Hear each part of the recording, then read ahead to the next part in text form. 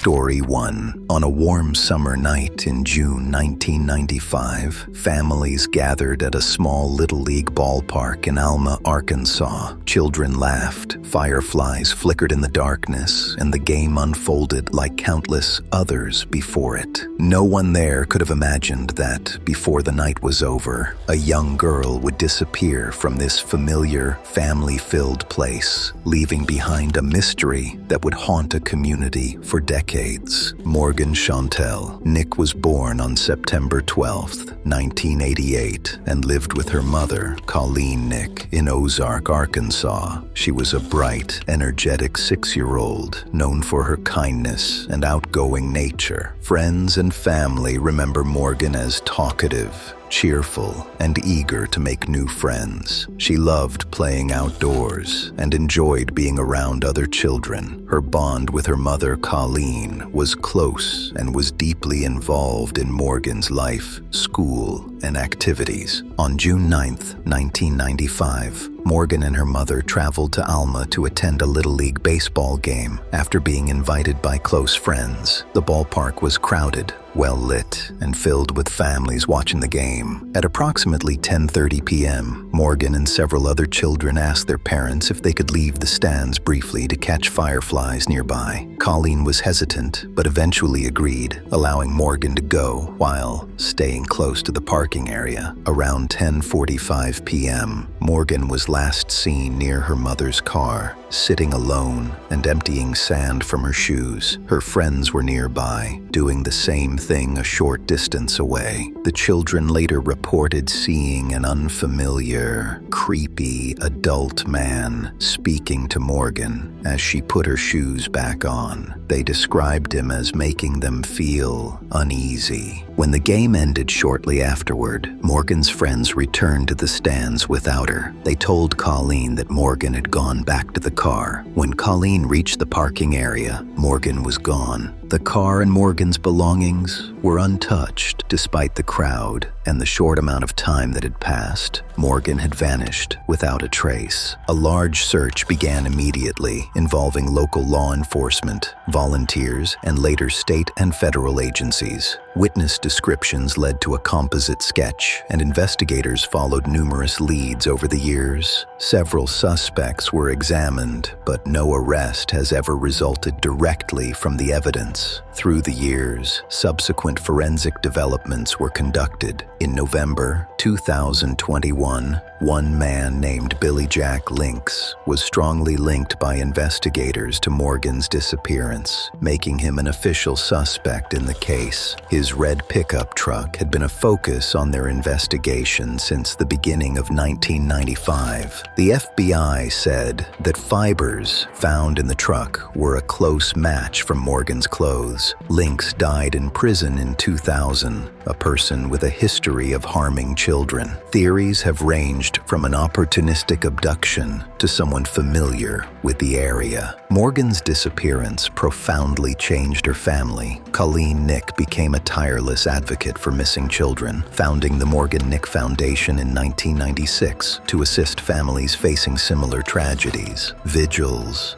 awareness campaigns, and community events have kept Morgan's name alive, ensuring she is never forgotten. On September 30th, 2024, a significant development was released by Alma Police Chief during the press release. It was confirmed that the DNA evidence that was collected in Lynx's red pickup truck was linked positively to the Nick family, which only means Morgan had been in the truck. What if someone at the ballpark that night had recognized the danger sooner? What small detail, still overlooked, might finally explain what happened to Morgan Nick?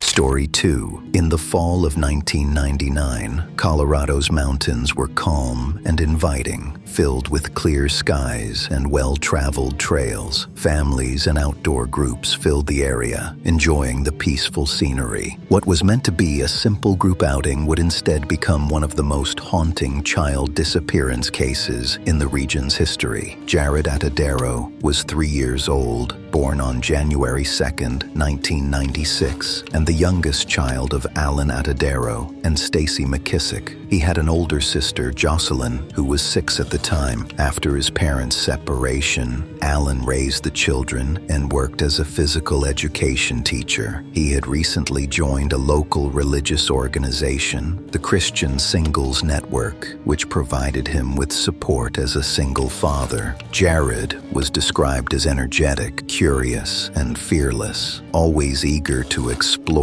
and keep up with older children. On October 2nd, 1999, Alan and his children were staying at the Pudra River Resort, a commercial property owned by Alan and his twin brother. Members of the Christian Singles Network planned an excursion to a nearby state fish hatchery, and Jaryd and Jocelyn were excited to join. Although Alan was hesitant, he agreed after being told the group would only visit the hatchery. Instead, the group decided to hike the Big South Trail, located about 15 miles west of the resort. The reason for this change remains unclear, though Alan later noted the weather was unusually beautiful. As the hike progressed, the group split naturally into faster and slower walkers. Jaryd, full of energy, ran ahead of the adults. Along the trail, Jaryd stopped briefly to speak with 2 fishermen. They later told investigators they assumed he belonged to a larger group walking behind him.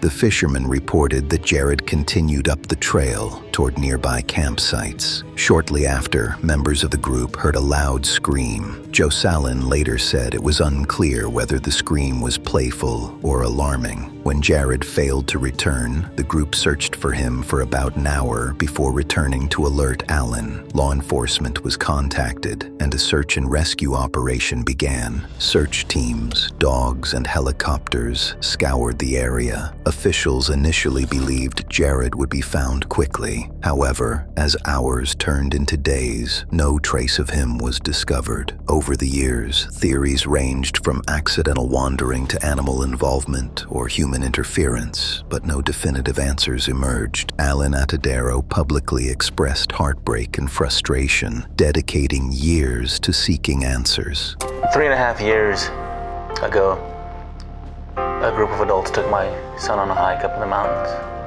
and they lost him, and I haven't seen my son since then. And when I think about whistle away crime, Memorials were held, and Jaryd's case remained open in the hearts of his family and the community. His sister grew up carrying memories of that day, and the case reshaped conversations around child safety during group outings. What happened in the moments after Jaryd ran ahead on the trail? Could something critical have been missed in the early hours of the search?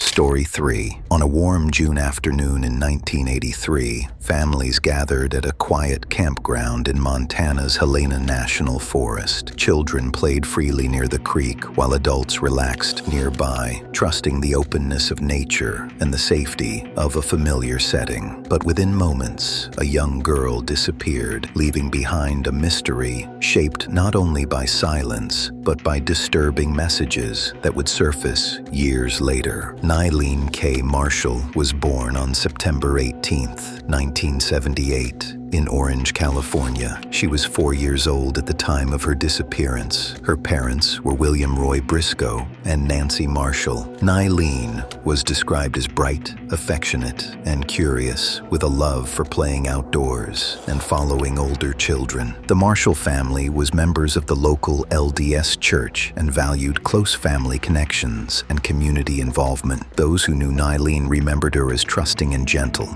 a child who stayed near others and was comfortable in group settings. On June 25th, 1983, Nyleen attended a family picnic at a campground near Maupin Creek in the Helena National Forest. At approximately 4 p.m., she was playing with other children who had walked ahead toward nearby beaver dams. When the children turned around, Nyleen was no longer there. Searches began immediately. Adults combed the area while authorities were contacted. Witnesses later reported seeing Nyleen speaking with an unidentified man wearing a jogging suit earlier that day, though his involvement was never confirmed. Despite the rapid response, Nyleen was not found. Law enforcement conducted extensive searches of the campground and surrounding surrounding forest, including abandoned mine shafts. The FBI and numerous volunteers assisted, but no physical evidence was recovered. 2 years later, the case took a disturbing turn. Anonymous phone calls and letters were sent to authorities and child advocacy organizations by someone claiming responsibility for taking a young girl named Kay. The writer included specific details about Nyleen's disappearance that had never been released publicly, suggesting inside knowledge. The letters described a child being raised elsewhere, traveling frequently, and appearing healthy, claims that investigators could never verify. Calls were traced to public phone booths in Wisconsin, but the caller was never identified. Over the years, additional claims surfaced, including a report that Nyleen had been harmed and hidden in a sealed mine shaft, though searches produced no evidence. In 1990, the case was featured on Unsolved Mysteries. While Nyleen was not found, a tip from the broadcast led to the recovery of another missing child, offering a rare moment of hope amid continued uncertainty. Nyleen's family never stopped searching. Years later, they relocated overseas, still carrying unanswered questions. Tragedy struck again in 1995 when Nyleen's mother, Nancy, was killed while living abroad. Despite decades passing, those who remember Nyleen continue to hope that one day the truth of what happened will finally come to light. Who was the unidentified man seen near Nyleen on the day she vanished? Were the letters genuine confessions or a cruel attempt to mislead investigators?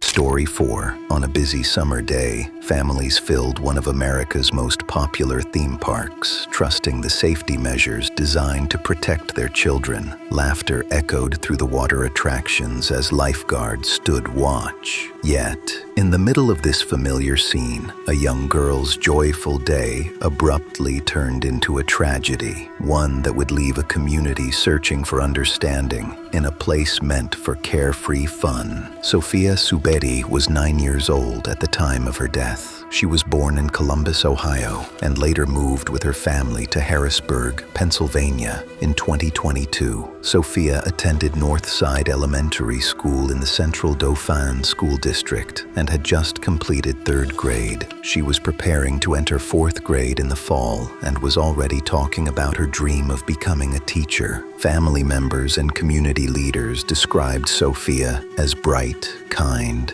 and loving, a child who brought joy and light to everyone around her. She was active in her community, and her family was closely connected to the Bhutanese community in Harrisburg, where she was deeply loved and supported. On Thursday, July 24th, Sophia was visiting the boardwalk at Hershey Park in Pennsylvania. While enjoying the wave pool, she became distressed in the water. At the time, there were approximately 100 lifeguards on duty throughout the water park, with 10 lifeguards specifically assigned to the wave pool. Witnesses and lifeguards noticed Sophia's distress and responded within seconds. Rescue and resuscitation efforts were initiated immediately. She was quickly transported to the nearby Milton S. Hershey Medical Center. Despite the rapid response and medical intervention, Sophia did not survive. The incident unfolded in a matter of moments in a crowded attraction operating below its maximum capacity, making the suddenness of what happened especially difficult for witnesses and family to comprehend. Following the incident, Derry Township Police launched a full investigation. This included a review of surveillance video, witness statements, employee reports, and documentation of the physical scene. The Dauphin County Coroner's Office conducted an independent examination. On August 1st, police announced their findings. Sophia's death was ruled an accidental freshwater drowning. Officials confirmed there was no medical event that caused the drowning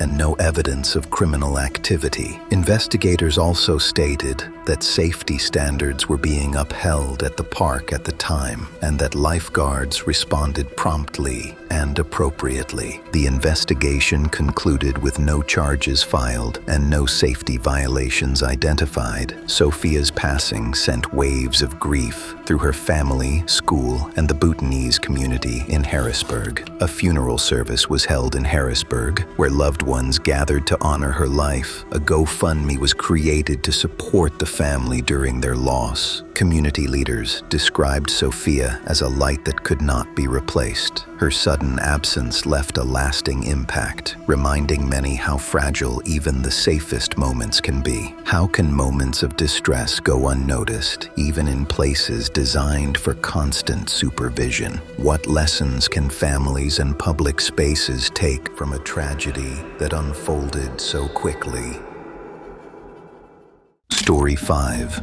High above the town of Glenwood Springs, an amusement park sat along a mountainside, offering breathtaking views and family-friendly attractions. For visitors, it was a place meant for joy and shared memories. But during one holiday weekend, a brief moment on a popular ride would transform a family vacation into a tragedy, raising questions that would echo far beyond the park itself. Wongel Estifanos was born on June 4, 2015, in Denver, Colorado, to her parents, Estifanos Dagne and Rahel Estifanos. She later moved with her family to Colorado Springs, where she was a first-grade student at Stetson Elementary School. Wongel was remembered as a beautiful, caring, and cheerful child. She loved Jesus, enjoyed anything bright pink, and delighted in dressing up like a princess. She loved swimming, painting, and spending time with her friends. To her family, Wongel was full of warmth and light, her laughter filling every room she entered. On September 5, 2021, Wongel and her family were vacationing in Glenwood Springs and visited Glenwood Caverns Adventure Park, located on Iron Mountain. During their visit, Wongel boarded the Haunted Mine Drop, a vertical drop ride that descends approximately 110 feet into the mountain. During the ride's ascent, Wongel fell from her seat. Emergency responders and park staff arrived quickly, but she was pronounced dead at the scene. The incident unfolded in seconds, leaving witnesses stunned and her family devastated. The ride was immediately shut down following the incident. A state investigation later determined that Wongel's death resulted from multiple operator errors. According to the official report, one operator failed to prepare the seatbelts before passengers boarded. Wongel was seated on top of locked seatbelts in a previously unoccupied seat and was not properly restrained before the ride began. The investigation also revealed that multiple customers had previously raised concerns about ride operators not properly securing passengers. The family's lawsuit further alleged that Glenwood Caverns Adventure Park did not disclose all prior customer complaints related to the ride. Authorities ruled the death an accident, but findings highlighted serious failures in safety enforcement, training, and ride operation. In 2022, the park announced multiple safety changes, and the Haunted Mine Drop was permanently removed. Wongel's passing deeply affected her family and community. Vigils and memorials were held in her honor, and her story drew national attention. Her parents later pursued legal action seeking accountability. In a civil ruling, the family was awarded $205 million.